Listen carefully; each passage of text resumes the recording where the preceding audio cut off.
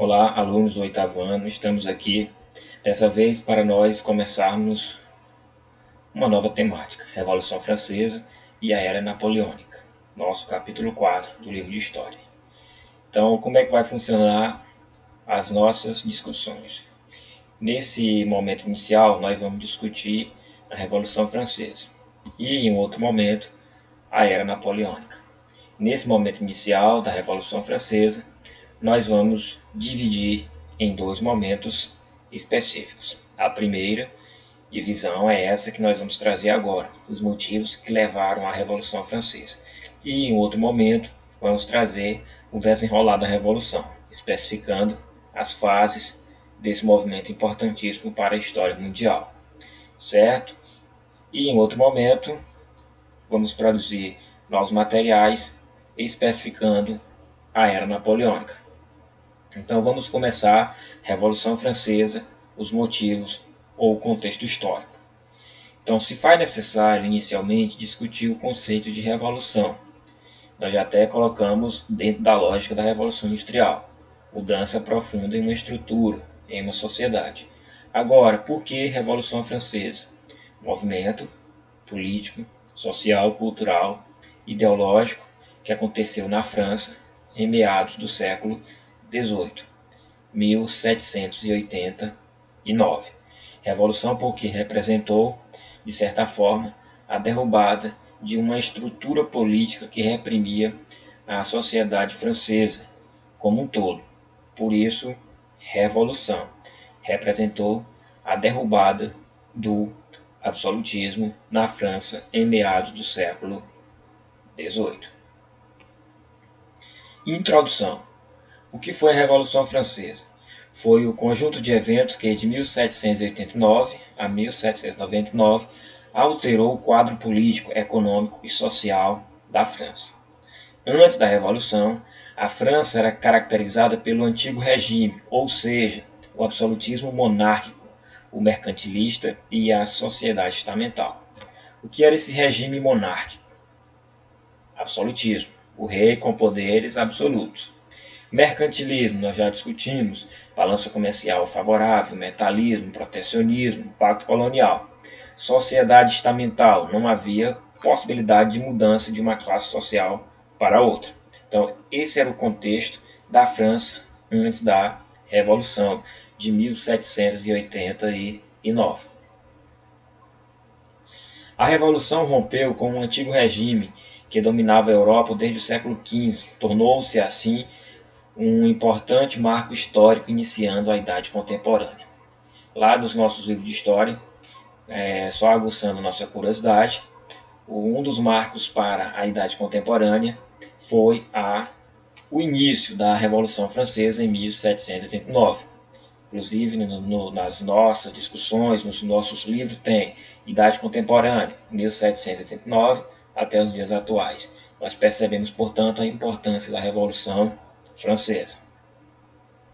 A Revolução Francesa inspirou reformas em outros países, além de ter influenciado na independência das colônias espanholas e na proclamação da independência do Brasil. Lembrando que essa Revolução Francesa se inspirou nos ideais de liberdade, igualdade e fraternidade, marcas importantíssimas do movimento iluminista. Portanto, essas ideias de liberdade, igualdade e fraternidade influenciou também as independências nas colônias espanholas e na proclamação da independência do Brasil.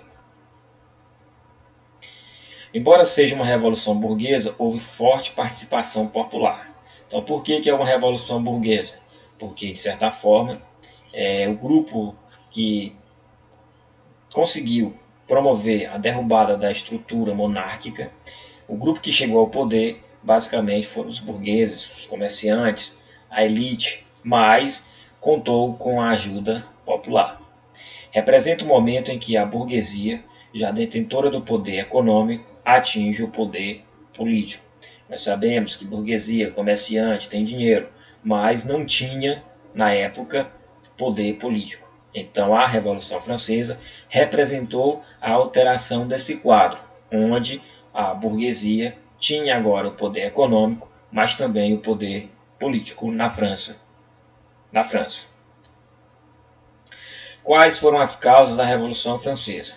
Dentre as principais causas da Revolução Francesa, podemos destacar o alto custo da monarquia, pois o rei Luís XVI e a sua corte gastavam enormes quantias para sustentar seus privilégios, festividades, questão de controlar os conflitos, cobrança de altos impostos da população. Então tudo isso vai fazendo com que o sentimento contrário à monarquia fosse se fortalecendo cada vez mais. Enquanto que a população pagava altos impostos, a monarquia e a sua corte usufruíam de privilégios. Então isso gerou revolta perante a população francesa.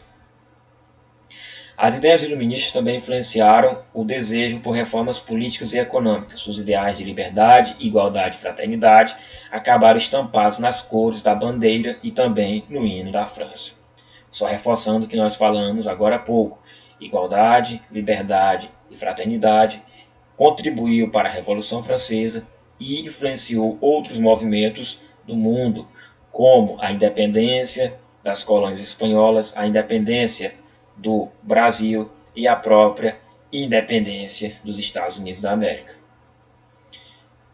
Os gastos com guerras pesou na economia do país. A França participou da guerra da independência dos Estados Unidos e perdeu a guerra dos 7 anos contra a Inglaterra. Então, basicamente, conflitos têm recursos altíssimos e a França, de certa forma, não teve o retorno à altura. Então, isso gerou um grande descontentamento da população, que passou a questionar: para que guerrear se nós que vamos pagar a conta por essas guerras? Além disso, o quadro econômico na França era péssimo e a fome ameaçava a população. Secas prejudicavam a agricultura e acentuavam a miséria.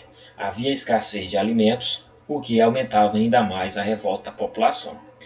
Ou seja, questão de secas, não vai ter uma agricultura eficiente. Por consequência, falta-se alimentos. Portanto, a população passava fome, gerando ainda mais um sentimento contrário à monarquia na França. A divisão da sociedade francesa também pode ser considerada causa da Revolução, pois não havia mobilidade e a posição social dependia do nascimento. Ou seja, uma pessoa não poderia mudar de uma classe social para outra. Desde o nascimento, a pessoa iria até a morte dentro daquele grupo. Não havia a possibilidade de mudança de uma classe social. Então isso gerava revolta, porque não obrigatoriamente o fato de eu nascer em um grupo significa dizer que eu deva morrer naquele grupo. Eu posso sim mudar de classe, sem esquecer as origens. Mas na época não havia essa mudança, gerando descontentamento. No século XVII, a burguesia se sentia prejudicada pela intervenção do Estado na economia, o mercantilismo, sendo que o mercantilismo está aliado ao absolutismo, sendo que esse absolutismo controlava a estrutura de produção, controlava as finanças. Isso gerava revolta. A burguesia queria que as leis fossem pautadas pela não intervenção do Estado na economia, o que não acontecia na época. Portanto, a burguesia, logicamente, se afasta dessa monarquia absoluta e se aproxima de um ideal de revolução. Politicamente, o reinado de Luís XVI caracterizava uma monarquia absolutista, poder ilimitado e de origem divina. Então, basicamente, o rei tinha poder divino, ou seja, um representante de Deus ou o próprio Deus na terra governando. Só que isso não dava espaço para liberdades, para questionamentos. O povo não aceitava essa imposição, essa dominação, essa estrutura de poder centralizado somente em uma única pessoa. Então era necessário promover mudanças. E essas mudanças foram possíveis dentro de um contexto de luta constante, caracterizada pela Revolução Francesa no século XVIII. Divisão da sociedade. A sociedade francesa era estamental, ou seja, não havia possibilidade de mudança. E era dividida em 3 estados, sendo que basicamente 3 ordens de divisão social. Sem mobilidade social, que mantinha os privilégios de nascimento da nobreza. Então a sociedade na França, antes da Revolução Francesa, era dividida em 3 grupos. O primeiro estado, o clero. O alto clero, os bispos, os abades, e o baixo clero, os padres. A função do clero, rezar, ou seja, orar. Sendo que esse clero não pagavam impostos, portanto, tinham privilégios. O segundo estado, nobreza, que era de sangue, e a nobreza de toga, onde os burgueses compravam a titulação de nobreza. Sendo que a nobreza também não pagavam impostos e, basicamente, os trabalhos não eram realizados por eles, nem pelo clero e nem pela nobreza. Havia, portanto, o terceiro estado, que era o povo. E esse povo era representado pela burguesia, alta burguesia, média burguesia e a pequena burguesia. E os pobres, camponeses, trabalhadores urbanos e desempregados. Então, dentro dessa estrutura de divisão dos estados, o clero, a nobreza e o povo, quem trabalhava sustentava toda a estrutura de produção, o povo. Quem pagava pesados impostos, o povo. Mas, dentro da estrutura de poder, quem dominava era o clero e a nobreza. O povo não tinha esse controle político. Isso vai gerar descontentamento, motivo essencial, importantíssimo para a efetivação da Revolução Francesa. Certo? Observamos aqui uma imagem mostrando a divisão da sociedade francesa antes da Revolução Francesa. O primeiro e o segundo estados tinham isenção de impostos, ou seja, não pagavam impostos. Logo, o Estado francês era sustentado pelo terceiro estado, que era a burguesia. Então vocês questionam, professor, mas quem são esses três personagens aí? Nós temos esse, que está, de certa forma, na base, sendo explorado, seria o terceiro estado, a burguesia, os camponeses, o povo. E esses dois aqui que estão, de certa forma, em cima desse camponês, desse terceiro estado, eram o clero e a nobreza. O que isso mostra na prática? A exploração do primeiro e do segundo estado perante o terceiro estado. O camponês, velho, como pode se observar na fisionomia, sustentava o primeiro e o segundo estados. Certo? Motivo de revolta, motivo central da Revolução Francesa no século XVIII. No início da década de 1780, a França se encontrava em uma grave crise econômica financeira. Suas principais causas foram, vamos lá, Guerra dos Sete Anos, 1756-1763, contra a Inglaterra, muitas despesas militares e perda de regiões coloniais. Isso motivo de revolta. Para que gastar? Quem é que pagava? O povo. A Guerra de Independência dos Estados Unidos empobreceu os cofres públicos em mais de 2 bilhões de libras. Então gastou-se demais com uma guerra que aparentemente não era da França, gerando descontentamento. Depois, logicamente, vai haver um aumento de impostos, e esses impostos sobrecarregavam o terceiro estado. Tratado Comercial de 1786, assinado com a Inglaterra. Vinhos franceses em troca de tecidos ingleses, levou à falência de indústrias francesas e aumentou o descontentamento burguês. Os burgueses, os industriais, os comerciantes, passaram a se questionar por que favorecer, de certa forma, a indústria inglesa, se o governo poderia favorecer a indústria francesa. Então houve um descontentamento, os burgueses se distanciando cada vez mais da monarquia francesa. Fenômenos climáticos prejudicaram as colheitas e aumentaram o preço do trigo e do pão, causando fome e aumentando a insatisfação popular. Se o povo não está sendo alimentado, não está sendo consultado, logicamente que vai haver essa insatisfação, uma luta constante agora contra a monarquia. Os gastos da nobreza parasitária e o luxo das festas da corte francesa no Palácio de Versalhes eram bancadas pelos impostos pagos pela burguesia. Então a burguesia se questionava, nós estamos sendo explorados, nós somos o terceiro estado. Portanto, por que haver essa exploração constante? Então isso gerou revolta, fazendo com que a população lutasse diretamente agora contra a monarquia francesa. Certo? Portanto, a insatisfação da maioria esmagadora da população contra a monarquia fazia da França um terreno fértil para os ideais iluministas de liberdade, igualdade e fraternidade.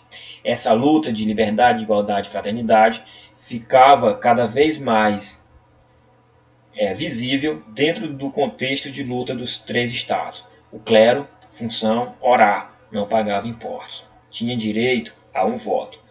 A nobreza também não pagava impostos e, de certa forma, não tinha uma estrutura de trabalho como era realizado pelo terceiro estado. E também tinha direito a um voto. Já o povão, terceiro estado, os industriais, os burgueses, os camponeses, eles pagavam os impostos, eles que realizavam os trabalhos e tinham direito a um voto. Então, dentro da estrutura política, o clero e a nobreza eram aliados, portanto, tinham um voto do clero com o voto da nobreza, totalizando 2 votos. Já o terceiro estado, isolado, só tinha direito a um voto. Então, dentro da estrutura política, nas eleições, quem diretamente vencia era o primeiro e o segundo estados, que somados davam 2 votos contra 1. Isso gerou revolta, insatisfação, fazendo com que a Revolução Francesa acontecesse. Revolução Francesa esta, inspirada nos ideais iluministas de igualdade, liberdade e fraternidade. Então nós finalizamos aqui esse primeiro momento, essa introdução sobre a Revolução Francesa. Na nossa próxima aula, nós vamos trazer a caracterização de fato dessa revolução, principalmente as suas fases.